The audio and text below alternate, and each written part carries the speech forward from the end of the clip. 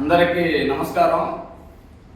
ఈరోజు కావలి నియోజకవర్గ మాజీ శాసనసభ్యులు రామిరెడ్డి ప్రతాప్ కుమార్ రెడ్డి గారు భారీ లెవెల్లో ప్రెస్ మీట్ ఒకటి అరేంజ్ చేశారు. ఆయన పార్టీ గురించి మాట్లాడుకోగా కావలి ఎమ్మెల్యే కావ్య కృష్ణారెడ్డి గారు వైసీపీ కార్యకర్తల మీద అక్రమంగా కేసులు పెట్టి వేధిస్తున్నారని పెద్ద పెద్ద మాటలు మాట్లాడాడు. అయ్యా ప్రతాప్ రెడ్డి గారు, నువ్వు అక్రమ కేసుల గురించి మాట్లాడితే పెద్దోళ్ళ సామెత ఒకటి ఉంది. పెద్దోళ్ళ సామెత పతివర్త పర్వాణం కాస్తే తెల్లారినాక సల్లారలేదంట. అట్టాకుంది నీ పరిస్థితి. నువ్వు ఏడకో బాబులే కావలి నియోజకవర్గంలో 6వ వార్డు ఎంగగారి పనులు నువ్వు ఎన్ని అక్రమ కేసులు పెట్టించావో నీకే తెలుసు. నా మీద, నా తమ్ముడి మీద ఎన్ని అక్రమంగా కేసులు పెట్టి మమ్మల్ని వేధించావో నీకు తెలుసు, మాకు తెలుసు. నువ్వు ఏదో ఒక చిన్న గొడవని ఒక రాజకీయ కుట్రలాగా సృష్టించి ఆ రోజు బయట నుంచి మనుషులను తెప్పించి మా తమ్ముడిని సమ్మిడితో కొట్టి గొడ్డలతో నరికించింది నువ్వు కాదా? మా తమ్ముడిని నారాయణ హాస్పిటల్లో చేర్పించుకుని మేము ట్రీట్మెంట్ చేపిస్తుంటే అప్పుడున్న శ్రీనివాసులు గౌడ్ సిఐ గారు చెప్పి నువ్వు 307 మా మీద కట్టించిన వాస్తవం కదా. నువ్వు మర్చిపోయావా అక్రమ కేసులు అంటే ఏంటి?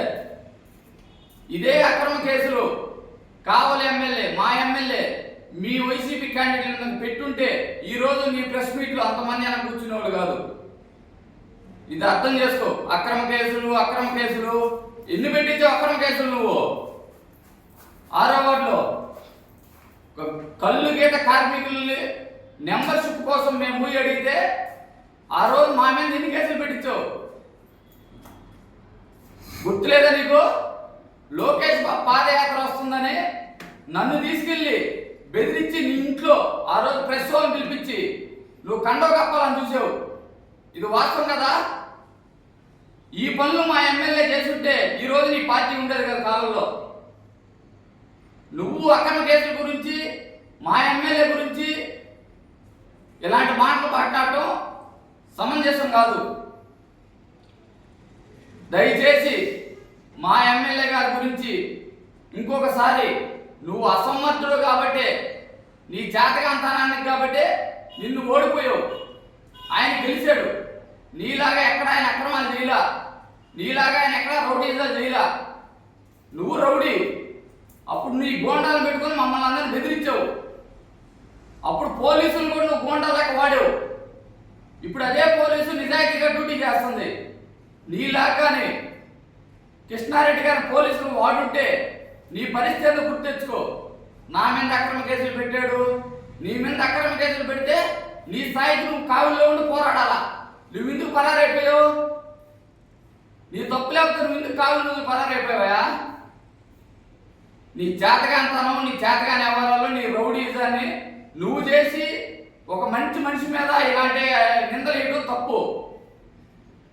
ఎమ్మెల్యే, మా ఎమ్మెల్యే దగ్గుమాటి వెంకటకృష్ణారెడ్డి గారి మీద ఇంకోసారి కానీ ఈ అక్రమ కేసులు ఇలాంటివన్నీ మాట్లాడితే నీకు బాగుండదు. నైట్ 12 గంటలకి అప్పుడు నీ తొత్తులుగా పనిచేసిన పోలీసు మా ఇంటికి వచ్చి మా మరతలు చిన్న బిడ్డలు వేసి కొనుక్కుంటే 12 గంటలకు తీసుకొచ్చారు. మా అమ్మని, మా మిసెస్ని, మా తమ్ముడు భార్యని అందరిని తీసుకొచ్చి నైట్ అంతా కూర్చోబెట్టారు. నీకు సిగ్గుండాలి అక్రమ కేసుల గురించి మాట్లాడడానికి. నువ్వు చేసిన అరాచకాలు చెప్పుకుంటా పోతే ఒక పూట చెప్తా నీ మీద నువ్వు చేసినవి. అందుకని దయచేసి మరొకసారి మా ఎమ్మెల్యే గారి గురించి అసభ్యకరంగా కానీ మాట్లాడితే నీకు బాగుండదని హెచ్చరిస్తున్నాం.